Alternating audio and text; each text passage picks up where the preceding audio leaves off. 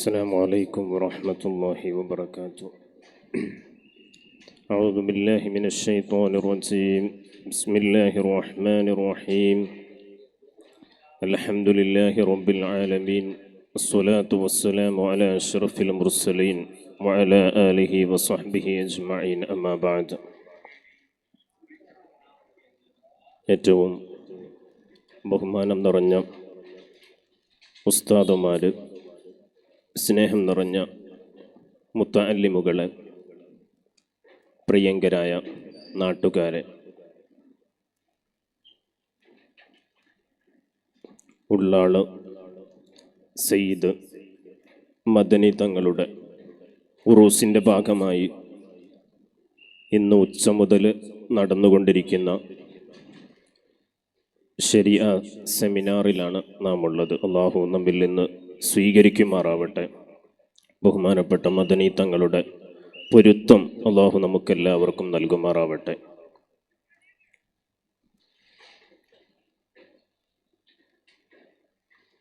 മനുഷ്യൻ്റെ ജീവിത ലക്ഷ്യങ്ങളുടെ ഏറ്റവും പ്രാധാന്യമർഹിക്കുന്ന തലമെന്നത് ജീവിത വിജയവും സന്തോഷവുമാണ്. പരിശുദ്ധ ഇസ്ലാം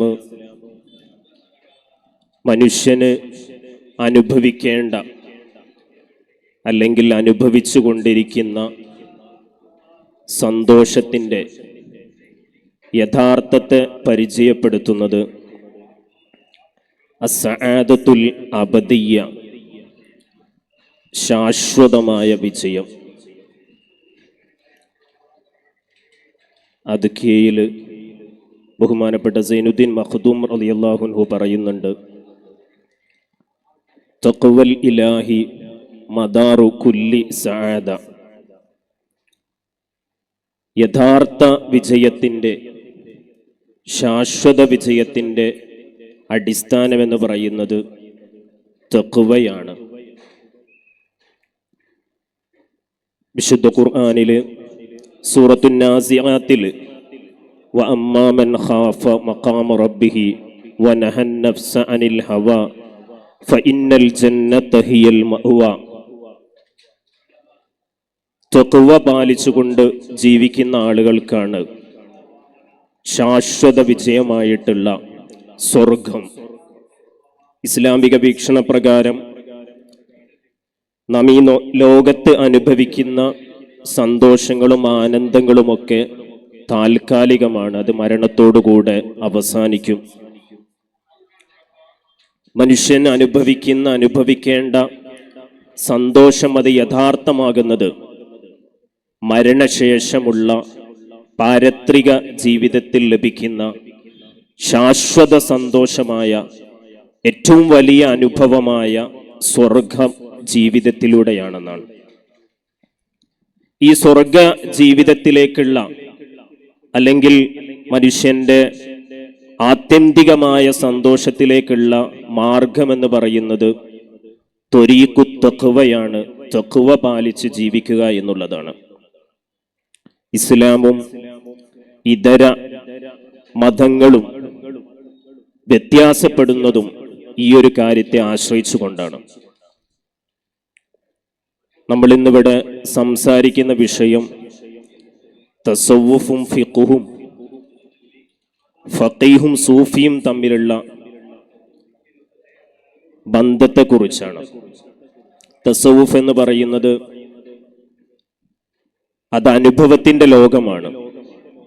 ഒരിക്കലും ഒരാൾക്ക് ഒരുപാട് പഠിച്ചതുകൊണ്ട് തസവ്വുഫ് എന്താണെന്ന് കൃത്യമായിട്ട് മനസ്സിലാക്കാൻ സാധിക്കുകയില്ല. തസവ്വുഫിന്റെ ഏറ്റവും ഉന്നതമായ തലമുണ്ട്, മഅരിഫത്തുല്ലാഹി എന്ന് പറയുന്നത്. നമ്മൾ പഞ്ചസാരയുടെ മധുരത്തെക്കുറിച്ച് ഒരുപാട് വായിച്ചറിഞ്ഞതുകൊണ്ട് ഒരിക്കലും ആ മധുരം എന്താണെന്ന് കൃത്യമായിട്ട് നമുക്ക് ബോധ്യമാവുകയില്ല. മധുരം അറിയണമെങ്കിൽ പഞ്ചസാര കഴിച്ച് അത് അനുഭവിക്കണം. തസവ്വുഫ് മഅരിഫത്തുല്ലാഹി എന്ന് പറയുന്നത് മനുഷ്യന് ലഭിക്കുന്ന ഏറ്റവും വലിയ ആനന്ദത്തിൻ്റെ ഉന്നതമായിട്ടുള്ള ഭാവമാണ്, തലമാണ്. അത് അനുഭവത്തിലൂടെ അറിയേണ്ട കാര്യമാണ്. ഈ അനുഭവത്തിലൂടെ അറിയുന്ന കാര്യത്തെക്കുറിച്ചാണ് നമ്മളിവിടെ സംസാരിക്കുന്നത് എന്നുള്ള വലിയ പരിമിതിയുണ്ട്. ഇൻഷാ അല്ലാഹ് ഈ ഒരു വിഷയത്തെ 3 തലത്തിൽ നിന്നുകൊണ്ട് സംസാരിക്കാനാണ് ഉദ്ദേശിക്കുന്നത്. ഒന്നാമത്തത് തസവ്വുഫ് ഫിഖ്ഹുമായി ബന്ധപ്പെട്ടുള്ള 4 കാഴ്ചപ്പാടുകളുണ്ട്. അതിലൊന്നാമത്തെ കാഴ്ചപ്പാട് തസവ്വുഫ് ഇസ്ലാമികമല്ല എന്ന് പറയുന്നതാണ്. നമ്മുടെ നാടുകളിലുള്ള ബിദ്അത്തുകാര് ഉയർത്തുന്ന ഒരു വാദമാണ് തസവ്വുഫ് അനിസ്ലാമികമാണെന്ന്. ഈ ഒരു വാദത്തിന്റെ പ്രധാനപ്പെട്ട ഹേതുകം എന്ന് പറയുന്നത്, ഒന്ന് തസവ്വുഫിനെ കുറിച്ചുള്ള അജ്ഞതയാണ്. ഞാൻ നേരത്തെ പറഞ്ഞു, തസവ്വുഫ് എന്ന് പറയുന്നത് അനുഭവമാണ്. ബിദ്അത്തുകാർ എന്ന് പറയുന്നത് വിശ്വാസത്തിൽ വൈകല്യമുള്ള ആളുകളാകുമ്പോൾ അവർക്ക് ഒരിക്കലും ഒരു സുന്നിയെ പോലെയുള്ള അനുഭവത്തിന്റെ ലോകത്തേക്ക് കടന്നു വരാനുള്ള ഒരുപാട് പരിമിതികൾ ഉണ്ടാകും. രണ്ടാമത്തെ ഒരു കാരണം, തസവ്വുഫ് ഈ അനുഭവത്തോടൊപ്പം തന്നെ അതൊരു സങ്കീർണമായ മേഖലയാണ്. തസവ്വുഫ് വൈജ്ഞാനികമായിട്ട്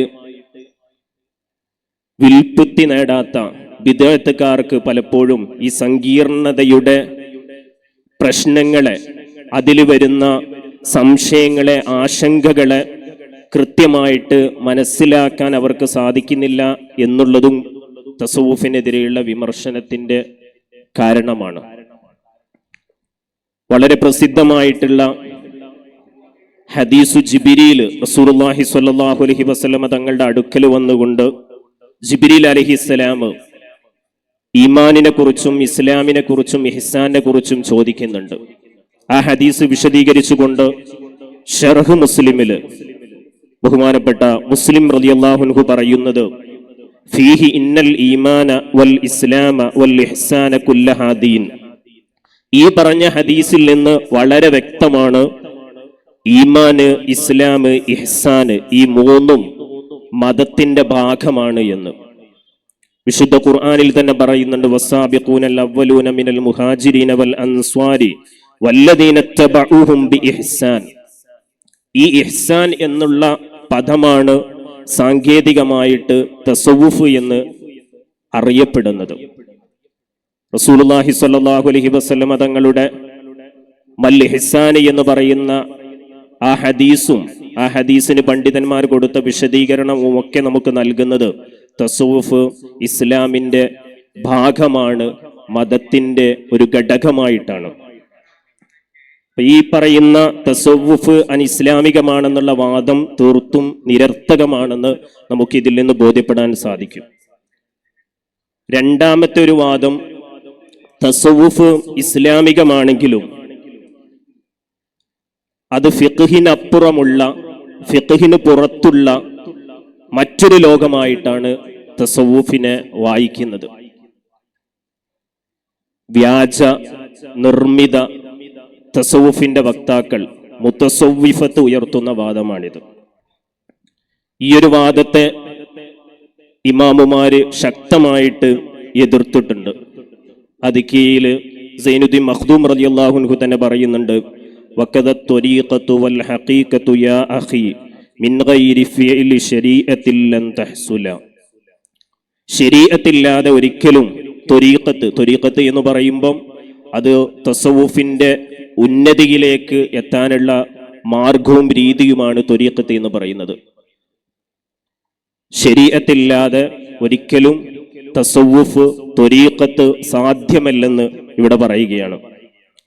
ലതായിഫിൽ നമുക്ക് കാണാൻ സാധിക്കും, വഇദാ റഅയ്ന മൻ യദ്ദഇ അന്ന ബൈനഹു വബൈനല്ലാഹി തആല ഹാലത്തുൻ ഇസ്ഖതത് അൻഹു തകാലിഫു മഅ വുജൂദി അഖ്ലി തക്ലീഫി ലം നുസല്ലിം ലഹു ലിഅന്നഹു കാദിബുൻ അലല്ലാഹ്.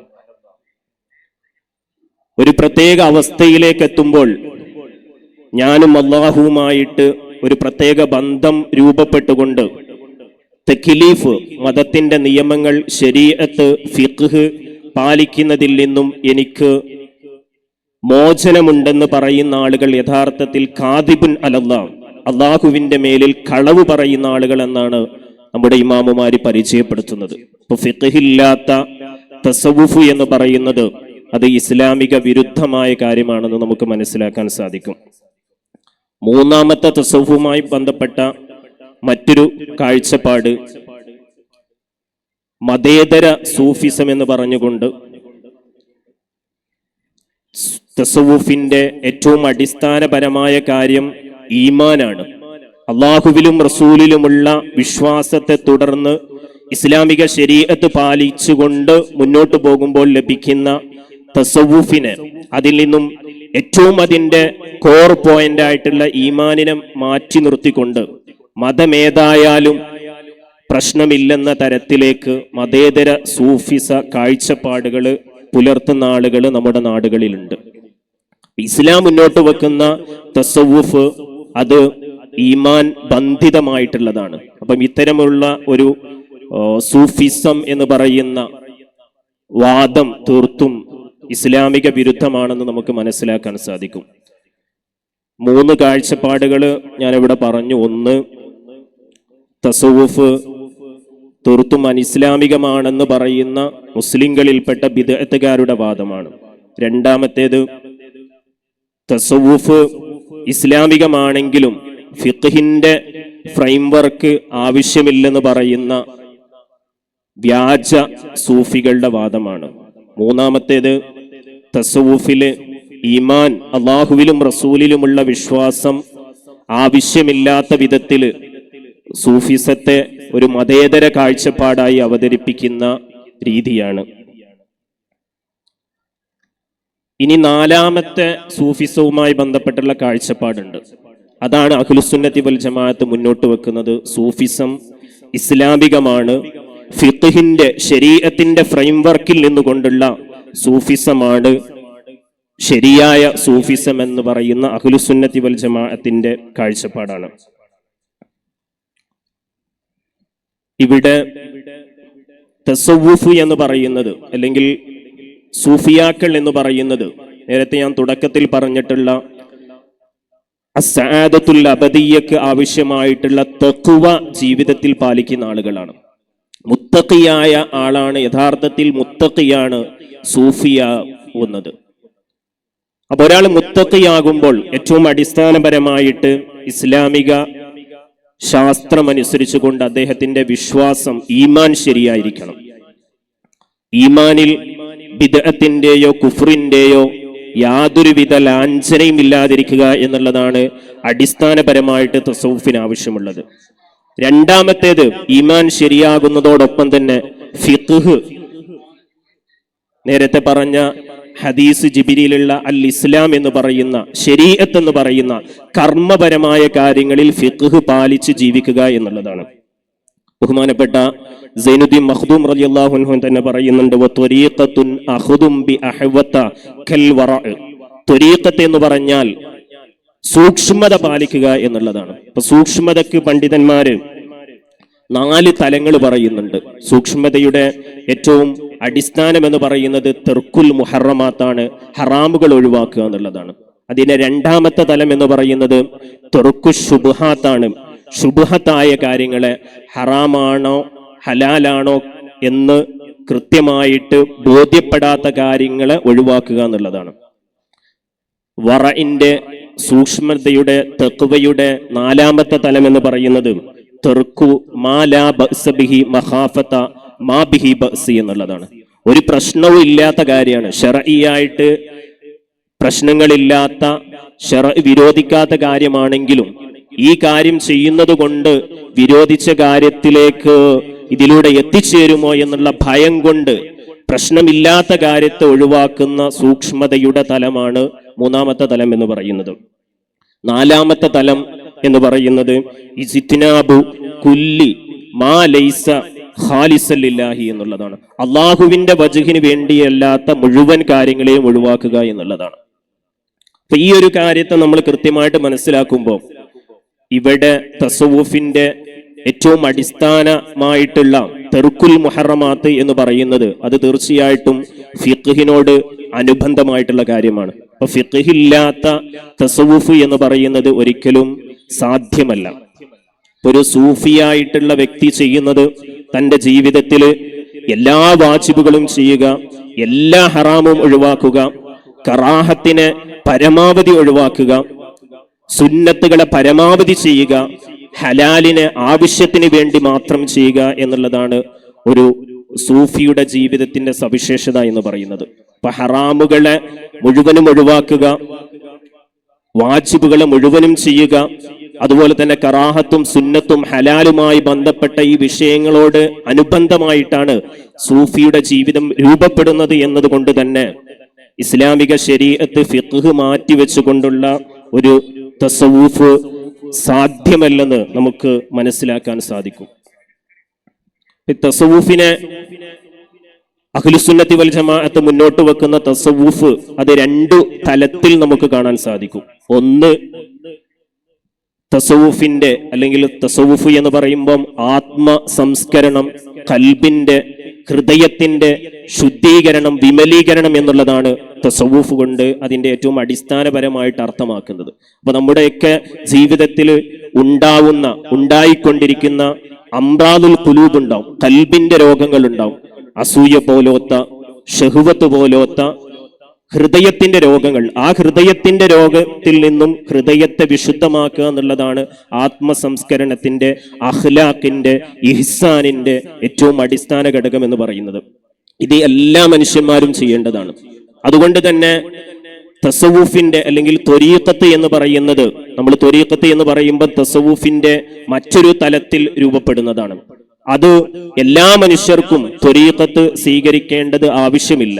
കാരണം ഈ ഹൃദയ വിമലീകരണം, ഹൃദയ ശുദ്ധീകരണം എന്നുള്ള പ്രക്രിയ, ആ പ്രക്രിയയാണ് അതിന്റെ ഏറ്റവും അടിസ്ഥാനം. അത് ഓരോരുത്തർക്കും വ്യക്തിപരമായിട്ട് ചെയ്യാൻ സാധിക്കുന്നവർക്ക് വ്യക്തിപരമായി ചെയ്യാവുന്നതാണ്, അല്ലെങ്കിൽ മറ്റുള്ളവരുടെ നിർദ്ദേശപ്രകാരം ചെയ്യാവുന്നതാണ്. നമ്മൾ ത്വരീഖത്ത് എന്ന് പറയുമ്പോൾ നമ്മുടെ മനസ്സിലേക്ക് വരുന്ന മുരീദ്, ഷെയ്ഖ്, ആ രീതിയിലുള്ള ഒരു സമ്പ്രദായം അത് എല്ലാ വ്യക്തികൾക്കും നിർബന്ധമായ കാര്യമല്ല. അത് തസവൂഫിന്റെ മറ്റൊരു തലമാണ്.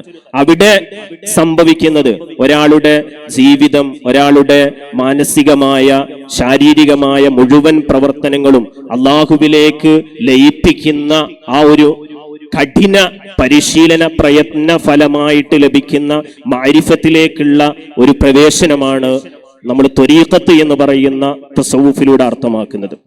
ഇത് ഒരു ഷെയ്ഖിനെ ഫോളോ ചെയ്യുന്നതിലൂടെ മാത്രം ലഭിക്കുന്നതാണ്. അതുകൊണ്ട് തന്നെ ഈ ഒരു തസവൂഫ്, ത്വരീഖത്ത് എന്ന് പറയുന്നത് എല്ലാ വ്യക്തികൾക്കും നിർബന്ധമായിട്ടുള്ള കാര്യം അല്ല എന്നുകൂടി നാം മനസ്സിലാക്കേണ്ടതുണ്ട്. അപ്പൊ ഞാൻ പറഞ്ഞു വന്നത് ത്വരീഖത്ത്, തസവൂഫ്, ഫിഖ്ഹുമായി ബന്ധപ്പെട്ടുകൊണ്ടുള്ള 4 കാഴ്ചപ്പാടുകളെ കുറിച്ചാണ്. അപ്പൊ അതിലെ ഒന്നാമത്തെ കാഴ്ചപ്പാട് എന്ന് പറയുന്നത് തസവൂഫ് അനിസ്ലാമികം എന്ന് പറയുന്ന മുസ്ലിങ്ങളിൽപ്പെട്ട തന്നെ ബിദ്അത്തുകാരുടെ, പുത്തൻവാദികളുടെ വാദമാണ്. രണ്ടാമത്തേത് മുസ്ലിങ്ങളിൽപ്പെട്ട തസവൂഫിന് അല്ലെങ്കിൽ സൂഫിത്ത്, ഫിഖ്ഹ്, ശരീഅത്ത് പാലിക്കേണ്ടതില്ലെന്ന് പറയുന്നവരുടെ വ്യാജ സൂഫികളുടെ വാദമാണ്. മൂന്നാമത്തേത് തസവൂഫിന്റെ ഏറ്റവും അടിസ്ഥാനപരമായിട്ടുള്ള ഈമാൻ എന്ന് പറയുന്ന അള്ളാഹുവിലും റസൂലിലുമുള്ള വിശ്വാസത്തെ മാറ്റിവെച്ചുകൊണ്ടുള്ള ഒരു മതേതര സൂഫി കാഴ്ചപ്പാടാണ്. അഹ്ലുസുന്നത്തി വൽ ജമാഅത്ത് മുന്നോട്ട് വെക്കുന്ന 4ാമത് പറഞ്ഞിട്ടുള്ള തസവൂഫ് ഇസ്ലാമികമാണ്, അത് ഫിഖ്ഹിന്റെ ഫ്രെയിംവർക്കിലൂടെ പ്രവർത്തിക്കുന്ന ഒരു കാര്യമാണെന്നുള്ളതാണ്. ഇനി നമ്മളിവിടെ ചർച്ച ചെയ്യുന്നത് ഫഖീഹും സൂഫിയും തമ്മിലുള്ള ബന്ധം എന്താണ് എന്നുള്ളതാണ്. ബഹുമാനപ്പെട്ട ഇമാം ഷഅറാനി റളിയല്ലാഹു അൻഹു അവിടുത്തെ യവാഖീത്ത് എന്ന ഗ്രന്ഥത്തിൽ പറയുന്നുണ്ട്, യഥാർത്ഥത്തിൽ വിജ്ഞാനമനുസരിച്ച് പ്രവർത്തിക്കുന്ന ഫഖീഹ് ആണ് സൂഫി എന്ന്. യഥാർത്ഥത്തിൽ സൂഫി എന്ന് പറഞ്ഞത് പഠിച്ച കാര്യങ്ങൾ അനുസരിച്ചുകൊണ്ട് പ്രവർത്തിക്കുന്ന ഫഖീഹ് ആണ്. അതായത് ഫഖീഹ് ആയ ആളാണ് സൂഫിയായിട്ട് മാറുന്നത് എന്നുള്ളത്. ഷഅറാനി ഇമാം തന്നെ തൊബഖാത്തിൽ പറയുന്നുണ്ട്, ശരീഅത്ത് പഠിക്കാതെ ഒരാൾക്ക് വലിയ ആവാൻ കഴിയില്ല, എന്നാൽ വിലായത്തിന് പ്രാവീണ്യം നേടിയ മഹാപണ്ഡിതനാവണമെന്നില്ല. വിശ്വാസവും കർമ്മവും സ്വഭാവവും ശരിപ്പെടുത്താൻ അനിവാര്യമായത് മതി. എന്നാൽ ഖുതുബോ മുറബിയോ ഷെയ്ഖോ ആകാൻ മഹാപാണ്ഡിത്യം വേണമെന്ന് പറയുന്നുണ്ട്. അപ്പൊ വലിയ എന്ന് പറഞ്ഞാല് വലിയ എന്ന പ്രയോഗം അത് രണ്ട് രീതിയിൽ അതിന്റെ വിശദീകരണം വന്നിട്ടുണ്ട്. പദത്തിന്റെ വലിയ എന്ന് പറയുമ്പോൾ ഫായില് വസനാണ്, ഫായിലിന്റെയും മഫ്ഊലിന്റെയും ഒക്കെ അർത്ഥത്തിന് വരുന്ന. അപ്പൊ അള്ളാഹുവിന്റെ ദീനിന്റെ കാര്യം കൃത്യമായി ചെയ്യാമെന്ന് ഏറ്റെടുത്ത ആളാണ് വലിയന്റെ ഒരർത്ഥം എന്ന് പറയുന്നത്. മറ്റൊരർത്ഥത്തിൽ അള്ളാഹു ഏറ്റെടുത്ത ആളാണ്. അള്ളാഹു യതവല്ല സ്വാലിഹീൻ എന്ന് പറയുന്ന അള്ളാഹു ഏറ്റെടുത്ത. അപ്പൊ ഒരു വലിയ വിലായത്തിന്റെ പദവിയുടെ ഏറ്റവും അടിസ്ഥാനപരമായ വലിയ എന്നുള്ളത് സാധ്യമാവണമെങ്കിൽ ശരീഅത്തിലെ വിശ്വാസപരമായിട്ടുള്ള കർമ്മപരമായിട്ടുള്ള സ്വഭാവപരമായിട്ടുള്ള അനിവാര്യമായ വിവരമുണ്ടായാൽ തന്നെ അദ്ദേഹം വലിയാകാം. പക്ഷെ വലിയ വിലായത്തിന്റെ ഉന്നതമായ മർത്തബകളുണ്ട്. ആ മർത്തബകൾക്കനുസരിച്ച് അദ്ദേഹത്തിന് ഫിഖ്ഹിൽ അഗാധമായ പാണ്ഡിത്യം ആവശ്യം ആണ്. അപ്പം ഫഖീഹ് എന്ന് പറയുന്ന ഫഖീഹിന്റെ തന്നെ ഒന്നുകൂടി മുന്നോട്ട് പോയിട്ടുള്ള അല്ലെങ്കിൽ ഫിഖ്ഹ് പഠിച്ച ഇസ്ലാമിക കർമ്മശാസ്ത്രം മനസ്സിലാക്കിയിട്ടുള്ള വ്യക്തി തന്റെ ജീവിതത്തിൽ ആ കർമ്മങ്ങളെ പ്രാക്ടീസ് ചെയ്യുന്ന ഒരു തലമാണ് തസവ്വുഫ്, സൂഫിസം അല്ലെങ്കിൽ സൂഫി എന്ന് പറയുന്നത്. ഇപ്പൊ ഫഖീഹായ ആൾ ആ ഫിഖ്ഹ് പഠിച്ചതിന്റെ കൂടെ തന്നെ ഫിഖ്ഹിൽ പഠിച്ച കാര്യങ്ങൾ ജീവിതത്തിൽ പ്രാവർത്തികമാക്കുമ്പോൾ തീർച്ചയായിട്ടും തസവ്വുഫിന്റെ സൂഫിസത്തിന്റെ തലത്തിലേക്ക് അദ്ദേഹം ഉയരുകയാണ്. ബഹുമാനപ്പെട്ട ഇമാം മാലിക് റളിയല്ലാഹു അൻഹു പറഞ്ഞിട്ടുള്ള വളരെ പ്രസിദ്ധമായ വാക്കുണ്ട്, മൻ തഫഖഹ വലം യതസവ്വഫ് ഫഖദ് തഫസ്സഖ, മൻ തസവ്വഫ വലം യതഫഖഹ് ഫഖദ് തസന്ദഖ വമൻ ജഅമ ബൈനഹുമാ ഫഖദ് തഹഖഖ എന്നുള്ളത്. ഒരാള് ഫിഖ്ഹ് പഠിച്ച് അത് ജീവിതത്തിൽ പാലിച്ചിട്ടില്ല, അപ്പൊ അദ്ദേഹം ഒരു ഫാസിഖായിട്ടുള്ള ആളായിരിക്കും. ഇനി ഒരാള് തസവ്വുഫിന്റെ വിജ്ഞാനങ്ങളൊക്കെ മനസ്സിലാക്കിയിട്ട് പക്ഷെ ഫിഖ്ഹ് അദ്ദേഹം ജീവിതത്തിലേക്ക് കൊണ്ടുവന്നിട്ടില്ലെങ്കിൽ അദ്ദേഹം പിഴവിലായിരിക്കും. ഇത് രണ്ടും ഒരുമിച്ച് കൂടിയ ആളാണ് യഥാർത്ഥ വിശ്വാസി അല്ലെങ്കിൽ യഥാർത്ഥത്തിൽ സൂഫി എന്ന് പറയുന്നത് എന്ന് ബഹുമാനപ്പെട്ട ഇമാം മാലിക് റളിയല്ലാഹു അൻഹു പറഞ്ഞിട്ടുണ്ട്. അപ്പൊ നമ്മള് ഒരു പ്രായോഗികമായിട്ട് നമ്മുടെ ലോകത്തേക്ക് നോക്കുകയാണെങ്കിൽ ഇപ്പൊ നമുക്ക് ജീലാനി തങ്ങളെ പോലെയുള്ള ആളുകളെ നമ്മൾ സൂഫിയാക്കൾ എന്ന് വിളിക്കുന്നവരുണ്ട്. ഇത് ഇമാം ഷാഫി റളിയല്ലാഹു അൻഹുവിനെ പോലെ ഉള്ള ആളുകളെ നമ്മൾ ഫഖീഹ് എന്ന രീതിയിലാണ് നമ്മൾ പ്രത്യക്ഷത്തിൽ കാണുന്നത്. ബഹുമാനപ്പെട്ട ഇമാം ഷാഫി റളിയല്ലാഹു അൻഹുവിനെ കുറിച്ച് ഇബ്നു ഹജർ റളിയല്ലാഹു അൻഹു ഫതാവൽ ഹദീസിയിൽ പറയുന്നുണ്ട്, ഇമാം ഷാഫി റളിയല്ലാഹു അൻഹു ഖുതുബിന്റെ തലത്തിലേക്ക് എത്തിയ മഹാനാണ് എന്ന്. അതുപോലെ തന്നെ ഷെയ്ഖ് അബ്ദുൽ ഖാദിർ ജീലാനി തങ്ങളുടെ ജീവിതം നാം എടുത്തു നോക്കുകയാണെങ്കിൽ മഹാനവറുകള് ജീവിതത്തിന്റെ അന്ത്യം വരെ ദർസ് നടത്തിയത് നമുക്ക് കാണാൻ സാധിക്കും. ദർസ് നടത്തി എന്ന് മാത്രമല്ല, ദർസ് നടത്തിയിട്ട് വളരെ പ്രഗത്ഭരായിട്ടുള്ള ശിഷ്യന്മാരെ അദ്ദേഹം വാർത്തെടുത്തിട്ടുണ്ട്. ഹംബലി മദ്ഹബിലെ പ്രസിദ്ധ കിതാബായിട്ടുള്ള മുഗ്നി ഉണ്ട്. ആ മുഗ്നി അതിന്റെ രചയിതാവായിട്ടുള്ള ഇമാം ഇബ്നു ഖുദാമ, അത് ബഹുമാനപ്പെട്ട ജീലാനി തങ്ങളുടെ ശിഷ്യനാണ്. ഈ വിധത്തില് ദർസൊക്കെ നടത്തിയിട്ട് കിതാബുൽ ഗുനിയത്ത് പോലെയുള്ള രചനകളൊക്കെ നടത്തിയിട്ടുള്ള ഒരു വലിയ ഫഖീഹ് തന്നെയാണ് ഷെയ്ഖ് അബ്ദുൽ ഖാദിർ ജീലാനി തങ്ങൾ. നേരെ നമ്മൾ ഇമാം ഷാഫി റളിയല്ലാഹു അൻഹുവിനെ നോക്കുകയാണെങ്കിൽ അഖ്താബിന്റെ തലത്തിലേക്ക് എത്തിയിട്ടുള്ള ഒരു സൂഫിയാണ്. പക്ഷേ നമ്മൾ ഈ പ്രായോഗികമായിട്ട് നോക്കുമ്പോൾ ചില മഹാന്മാര് ഇൽമിന്റെ ഫിഖ്ഹിന്റെ വഴിയിൽ കൂടുതൽ പ്രത്യക്ഷമായ രൂപത്തിൽ സേവനങ്ങൾ അർപ്പിച്ചുകൊണ്ട് അവര് ഫഖീഹായിട്ട് നമ്മളെ മുന്നിൽ അവര് പ്രത്യക്ഷപ്പെടുമ്പോൾ മറ്റൊരു വിഭാഗം ഫഖീഹുകൾ സൂഫിയാക്കള് അവര് പൊതു സേവനത്തിലും ഇബാദത്തിലുമൊക്കെയായിട്ട് സാധാരണക്കാരോടുകൂടെ അവരുടെ ജീവിതം ബന്ധപ്പെടുത്തിക്കൊണ്ട് ജീവിക്കുന്ന ഒരു രീതി നമുക്ക് കാണാൻ സാധിക്കും. അപ്പൊ ആ അർത്ഥത്തിൽ നമ്മൾ ഷെയ്ഖ് ജീലാനി തങ്ങളെ കുറിച്ച് വലിയ എന്നും, കാരണം അവര് കൂടുതൽ പൊതുജനങ്ങളുടെ ഇടയിലേക്ക് ഇറങ്ങിക്കൊണ്ട് പൊതുജന സമ്പർക്കമായിട്ടുള്ള അവരുടെ ജീവിതത്തിന്റെ അടിസ്ഥാനപരമായിട്ടുള്ള ആവശ്യങ്ങൾ നിർവഹിച്ചുകൊണ്ടായിരിക്കും അവരുടെ ജീവിതത്തിന്റെ പ്രത്യക്ഷമായിട്ടുള്ള ക്രമീകരണം ഉണ്ടായിരിക്കുക.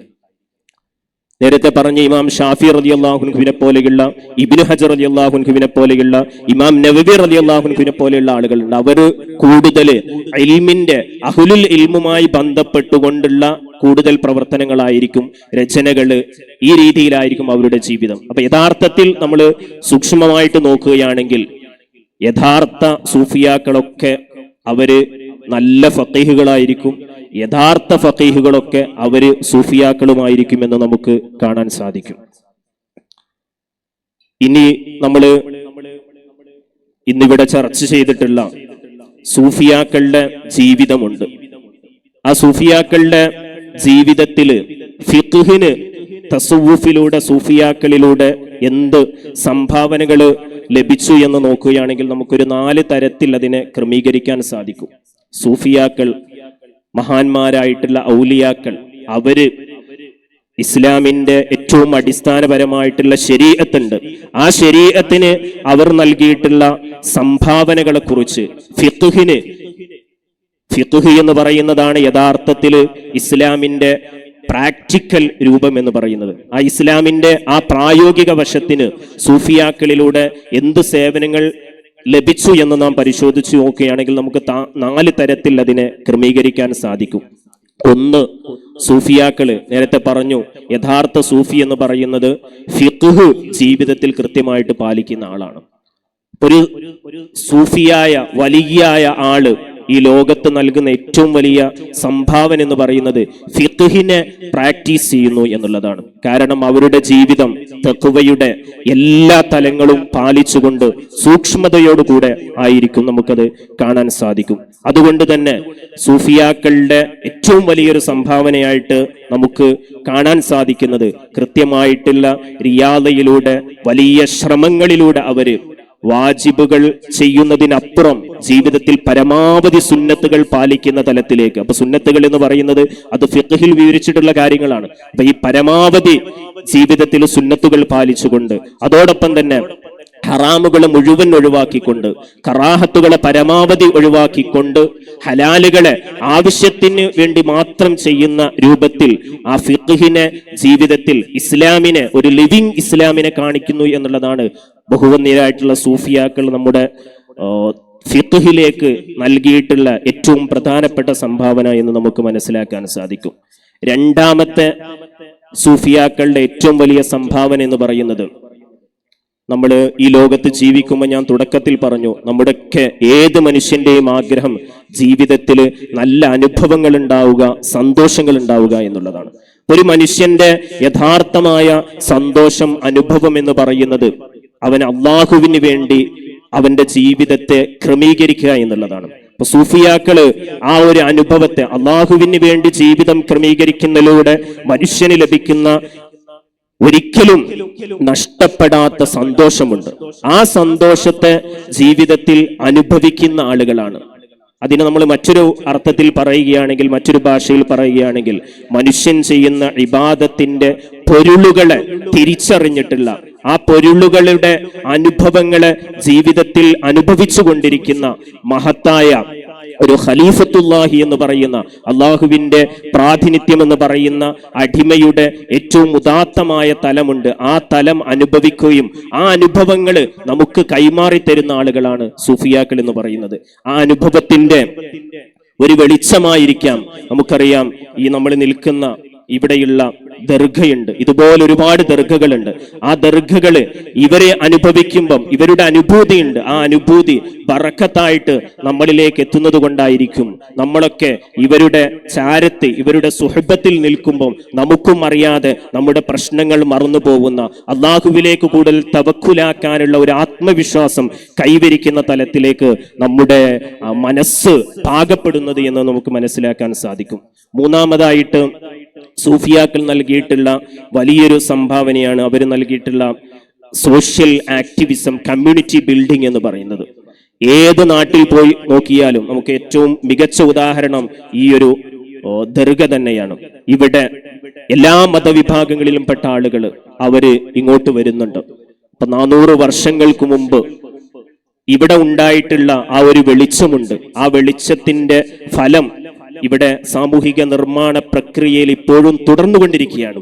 ലോകത്തിന്റെ വ്യത്യസ്ത ഭാഗങ്ങളിൽ ഇത് നടക്കുന്നുണ്ട്. അപ്പൊ സൂഫിയാക്കള് അവരുടെ ജീവിതത്തിൽ ആ ഫിഖ്ഹ് പാലിക്കുന്നതിലൂടെ, ശരീഅത്ത് പാലിക്കുന്നതിലൂടെ അവർ അള്ളാഹുവിലേക്ക് കൂടുതൽ അടുക്കുകയും ആ അടുപ്പത്തിലൂടെ അവർക്ക് ലഭിക്കുന്ന ഒരു ശക്തിയുണ്ട്.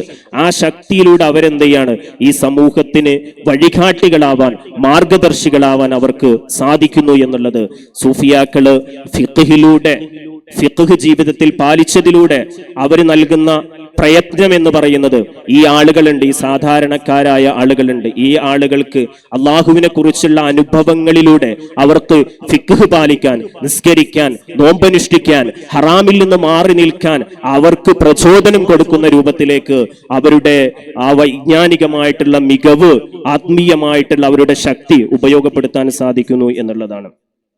നാലാമത്തെ ഫിഖ്ഹിലുള്ള സംഭാവന എന്ന് പറയുന്നത്, നമ്മൾ സൂഫിയാക്കളായിട്ട് ഞാൻ നേരത്തെ പറഞ്ഞ രീതിയിൽ പ്രത്യക്ഷത്തിൽ അറിയപ്പെടുന്ന ആളുകൾ, അവര് തസവൂഫിന്റെ മാർഗത്തിൽ നിൽക്കുമ്പോഴും നോളജ് പ്രൊഡക്ഷന് വേണ്ടി, അറിവുൽപാദനത്തിന് വേണ്ടി വ്യത്യസ്തമായിട്ടുള്ള സംഭാവനകൾ നൽകിയത് നമുക്ക് കാണാൻ സാധിക്കും. നേരത്തെ പറഞ്ഞ മുഹ്യിദ്ദീൻ ഷെയ്ഖ് റളിയല്ലാഹു അൻഹു അടക്കമുള്ള ആളുകള് അവര് ഫത്വകൾ നൽകിക്കൊണ്ടും അതുപോലെ തന്നെ തദ്രീസ് നടത്തിക്കൊണ്ടും അതുപോലെ ഫിഖ്ഹില് അടക്കം വലിയ രചനകൾ നടത്തിക്കൊണ്ടും അവരുടെ സൂഫി ജീവിതത്തിന്റെ കൂടെ തന്നെ ഫിഖ്ഹിന് നൽകിയ സംഭാവനകളെ നമുക്ക് കാണാൻ സാധിക്കും.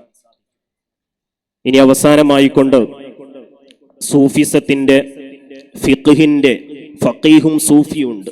ഇപ്പോഴും വിവാദം നടന്നുകൊണ്ടിരിക്കുന്ന പല വിഷയങ്ങളും ഇതുമായി ബന്ധപ്പെട്ടുണ്ട്. ഞാൻ നേരത്തെ പറഞ്ഞു, ചില ആളുകൾ തസവൂഫിനെ എതിർക്കുന്നുണ്ട്.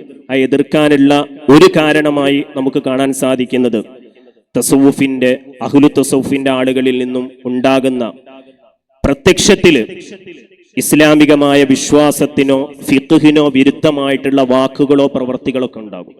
അപ്പൊ ഇതിനോടുള്ള ഇസ്ലാമിക ശരീഅത്തിന്റെ സമീപനം എന്താണ് എന്നുള്ളതാണ്. അപ്പൊ പലപ്പോഴും ഇത്തരം സംഭവങ്ങൾ ഉണ്ടാകുമ്പോൾ, വാക്കുകൾ ഉണ്ടാകുമ്പോൾ, പ്രവർത്തികൾ ഉണ്ടാകുമ്പോൾ അതിനെ ഏത് രീതിയിൽ വായിക്കണമെന്നുള്ള കൃത്യമായിട്ടുള്ള ബോധമില്ലാതെയാകുമ്പോൾ അതിനെ അപ്പാടെ നിഷേധിക്കുന്ന, വിമർശിക്കുന്ന ശൈലിയാണ് സൂഫിസത്തെ നിരാകരിക്കുന്ന അഹ്ലുൽ ബിദ്അത്തിൽ നിന്ന് നമുക്ക് കാണാൻ സാധിക്കുന്നത്. അപ്പൊ അതുകൊണ്ട് തന്നെ ബഹുമാനപ്പെട്ട ഇമാമുമാര് സൂഫിയാക്കളിൽ നിന്നുണ്ടാകുന്ന ഇത്തരം പ്രവർത്തനങ്ങളെ നമ്മുടെ അടിസ്ഥാനപരമായ വിശ്വാസത്തിന് അല്ലെങ്കിൽ അടിസ്ഥാനപരമായ ശരീഅത്തിന് വിരുദ്ധമെന്ന് തോന്നിപ്പിക്കുന്ന കാര്യങ്ങൾ ഉണ്ടായിക്കഴിഞ്ഞാൽ ഈ ഉണ്ടായ വ്യക്തി, ആ വ്യക്തി യഥാർത്ഥ സൂഫി അല്ലെങ്കിൽ നമ്മൾ നേരത്തെ പറഞ്ഞു അവര് തസവൂഫിന് ഫിഖ്ഹ് ആവശ്യമില്ലെന്ന് പറയുന്ന ആളുകളാണ്. അവരെ പൂർണ്ണമായിട്ടും തള്ളപ്പെടേണ്ടതാണ്. പക്ഷേ ഒരു യഥാർത്ഥ സൂഫിയായ ആളാണ്. അവരിൽ നിന്നും ഇത്തരം കാര്യങ്ങൾ ഉണ്ടാവുമ്പോൾ അവിടെ പണ്ഡിതന്മാർ പറഞ്ഞിട്ടുള്ളത്, ഒന്നിരിക്കല് അവർക്ക് ബുദ്ധിപരമായിട്ട് പ്രശ്നങ്ങളൊന്നും ഇല്ലാത്ത വിധത്തിലാണെങ്കിൽ അവിടെ തഅ്വീല് ചെയ്യുക എന്നുള്ളതാണ്. അവരുടെ ആ പ്രവർത്തനങ്ങളെ, അവരുടെ വാക്കുകളെ പണ്ഡിതോചിതമായിട്ട് വ്യാഖ്യാനിക്കുക, വായിക്കുക എന്നുള്ളതാണ് അവിടെ പണ്ഡിതന്മാർ പറഞ്ഞിട്ടുള്ളത്. ചിലപ്പോൾ ജദ്ബ് എന്ന് പറയുന്ന സൂഫിസത്തിന്റെ, സൂഫിയാക്കളുടെ ഒരു അവസ്ഥയുണ്ട്. ആ അവസ്ഥയുടെ ഭാഗമാകുമ്പോൾ അതിന് ആ രീതിയിൽ തന്നെയാണ് കാണേണ്ടത്. അവിടെ തന്നെ പണ്ഡിതന്മാർ പറയുന്നുണ്ട് എന്നുള്ളതാണ്.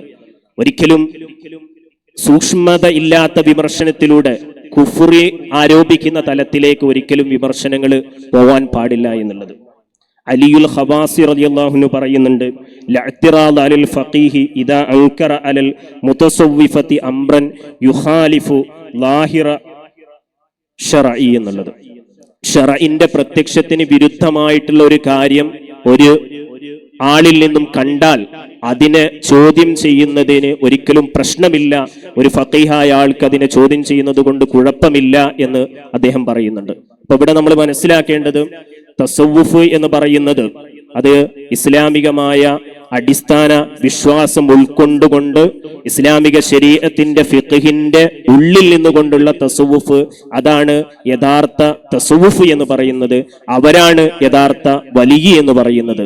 അപ്പൊ അവർ ഫിഖ്ഹിന്റെ ഉള്ളിൽ നിന്നുകൊണ്ടായിരിക്കും തസവ്വുഫിന്റെ ക്രമീകരണങ്ങള്, തസവ്വുഫിന്റെ പരിശീലനങ്ങള് അവർ ചെയ്യുന്നത് എന്നും, അതോടൊപ്പം തന്നെ ഇത്തരം ആളുകളിൽ നിന്ന് പ്രത്യക്ഷത്തിൽ നമുക്ക് വിരുദ്ധമെന്ന് തോന്നിപ്പിക്കുന്ന കാര്യങ്ങൾ ഉണ്ടായിക്കഴിഞ്ഞാൽ, ഒന്ന് അവരെ വ്യക്തിപരമായിട്ടുള്ള അവരെ പരിശോധിച്ചുകൊണ്ട് ജദ്ബിന്റെ അവസ്ഥകളൊന്നും അല്ലെങ്കിൽ അവിടെ തഅ്വീൽ ചെയ്യുക എന്നുള്ളതാണ് പണ്ഡിതന്മാർ അവിടെ നിർദ്ദേശിച്ചിട്ടുള്ളത്. അതുകൊണ്ട് നമ്മളൊക്കെ ഈ ഒരു ദർഗയുടെ സമീപത്ത് നിൽക്കുമ്പോൾ ഈ തസവ്വുഫ് സൂഫിയാക്കൾ ശരീഅത്ത് പാലിച്ചുകൊണ്ട് അവര് തസവ്വുഫിന്റെ ഉന്നതമായ തലങ്ങളിലേക്ക് എത്തിയതിലൂടെ തലമുറകളോളം നീണ്ടു നിൽക്കുന്ന അതിന്റെ പ്രതിഫലനങ്ങൾ നാം കണ്ടുകൊണ്ടിരിക്കുകയാണ്. ഇനിയും അത്തരം അഹ്ലു തസവ്വുഫിന്റെ ശരിയായ തസവ്വുഫിന്റെ പ്രയത്നങ്ങള് പ്രവർത്തനങ്ങള് നമ്മുടെ നാടുകളിൽ നിലനിൽക്കുമ്പോഴാണ് ഇത്തരം ദർഗകൾ നൽകുന്ന സാമൂഹികപരമായിട്ടുള്ള മതപരമായിട്ടുള്ള ചൈതന്യമുണ്ട്. ആ ചൈതന്യം അതിന്റെ എല്ലാ തലത്തിലും നിലനിൽക്കുമ്പോഴാണ് നമ്മുടെ നാട്ടില് സന്തോഷവും സമാധാനവും ഉണ്ടാവുക. അല്ലാഹു സുബ്ഹാനഹു വ തആല നമുക്കും ആത്യന്തികമായ വിജയത്തിന് ഏറ്റവും പ്രധാനപ്പെട്ട തഖ്വയുണ്ട്. ആ തഖ്വ ജീവിതത്തിൽ പാലിച്ചുകൊണ്ട് ഇസ്ലാമിക ശരീഅത്തനുസരിച്ചുകൊണ്ട് ജീവിക്കാൻ മഹാന്മാരുടെയൊക്കെ ബറക്കത്ത് കൊണ്ട് തൗഫീഖ് നൽകുമാറാവട്ടെ എന്ന് പ്രാർത്ഥിച്ചുകൊണ്ട് വആഖിറു ദഅ്വാനാ അൽഹംദുലില്ലാഹി റബ്ബിൽ ആലമീൻ. അസ്സലാമു അലൈക്കും വറഹ്മത്തുള്ളാഹി വബറകാതുഹു.